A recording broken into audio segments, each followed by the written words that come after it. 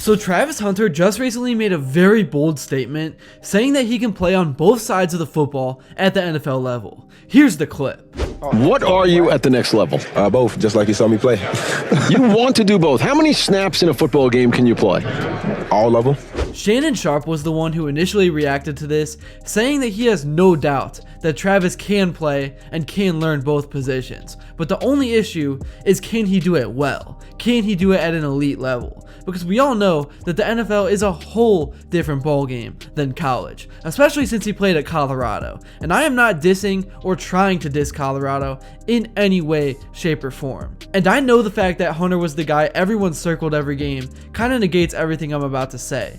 But Hunter only played 5 or 6 teams that had real NFL talent on them. So yes, Travis Hunter playing on both sides of the ball was super impressive and it should have been impossible. But just because he was able to do it in college successfully does not mean he can do it at the NFL level. I would not put any doubt on him because at this point, who am I to say what he can't do? So far, he has proven that he can do anything he puts his mind to, but how are you supposed to guard Jamar Chase on one end and then line up the next week at receiver with Pat Surtain or like Denzel Ward guarding you? That just seems like a very tall task, and again, obviously he physically could do it, but there is no way that he could do it at an elite level. He would get burnt out by the third quarter. But since wide receiver is where he definitely has the most upside, what if he just played offense in big situations and then went full-time on defense? Or if he gets drafted to a team that really needs an offensive weapon, what if he played full-time receiver and then just went in on defense on third downs when that unit is trying to get off the field? That could maybe be more doable, and Hunter already stated that no matter where he gets drafted, he is willing to choose what side of the ball he plays on based on what the team needs to be in the best spot to win football games. And that is the mindset you love to see,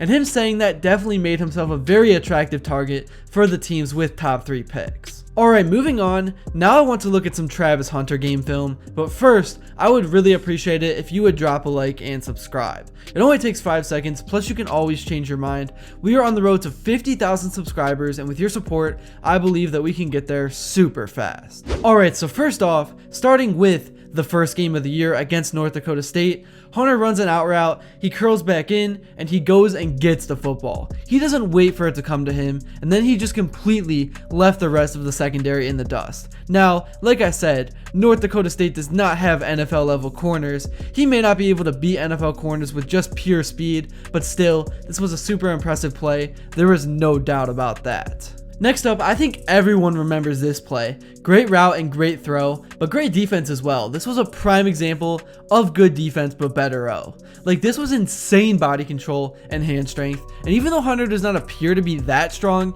if you just watch him play for 5 minutes, you will realize that he plays bigger than his actual frame. He has a ton of toughness, and he put that on display from game 1 to game 12. Here, this play on defense is crazy, and I always talk about this when I talk about Travis Hunter. Not only is he able to lock down his own man or his own zone, but sometimes he can sense when something is going to happen, and he will jump off his own responsibilities to disrupt the play somewhere else, and that all comes from studying film. This was just a prime example of that. And I can't even imagine how many hours this dude actually puts in the film room, because to be able to play both sides of the ball like that, you have to spend at least double the amount of time as everyone else, and it's probably more because it's just hard to memorize that amount of stuff. And not only does Travis Hunter make plays in coverage, but he can also stuff runs and create turnovers. On this play right here, Baylor is looking to tie the game on the goal line in OT, and Hunter is right there. He is the last resort, and he puts his head down and pops the ball free.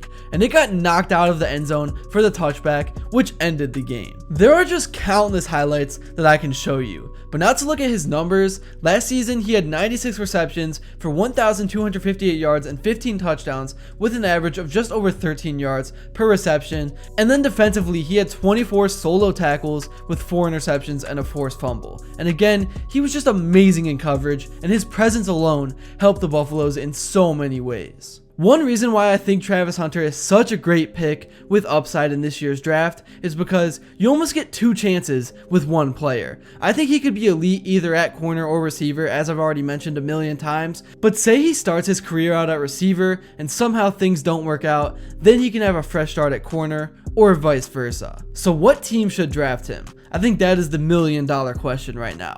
I think the Titans are pretty much set on Cam Ward, so they're out of the picture. So that leaves the decision between the Browns and the Giants. I know the Giants really want him. I've seen the videos and all the news articles, but as a Browns fan myself, I am 100% on the Hunter hype train. I know a lot of mock drafts have had Abdul Carter, which I would not be mad about at all. Lining him up to Myles Garrett could be crazy, but could you imagine if the Browns drafted Hunter and played him at receiver, and then on third downs they put him in at corner with guys like Denzel Ward and Newsome? Holy cow, the Browns secondary would be scary. But the only problem then becomes, who the heck would be under center at QB? Because right now the Browns literally have nobody. They have no plan. They have Kenny Pickett. What an elite quarterback room that is. If the Browns do take Hunter though, I really hope they go take Will Howard in the 3rd or 4th round, or Dart if he somehow falls. I just made a video all about Will Howard. I think he is super undervalued. I think what he did in that playoff run at Ohio State is completely overlooked,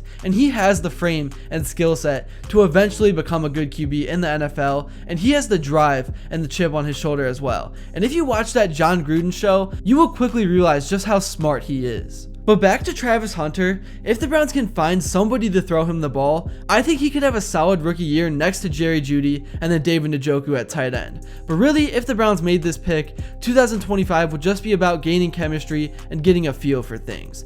I don't think the Browns would win much, and I don't think they would be trying to. Everyone would just have to get through next season, and then the Browns could either go for Arch Manning or find a real QB for the future, because we all know the Deshaun Watson era was a complete failure, and finally the Haslam's admitted that it was a big swing and miss, and I was so happy they did, because I wasn't sure if they were actually going to take accountability for that. But in their defense, as much as I hate on them and as much as I think they are horrible owners, they did try. They definitely went all in. They tried to help the Browns win, but it didn't work as usual. Now in terms of the Giants, Hunter may very well just fall into their laps, and what a scenario that would be for them, because they have been searching for that elite number 2 receiver to put behind Neighbors to take some of the attention off of him, but they also do need another corner. So I think if Travis Hunter becomes a Giant, then they would use him primarily on defense, and then they could plug him in on important downs and big situations on offense. And I know Russell Wilson is not that good anymore and is in the later stages of his career. Some people have called him washed, but having Hunter and Neighbors lining up on both sides of the ball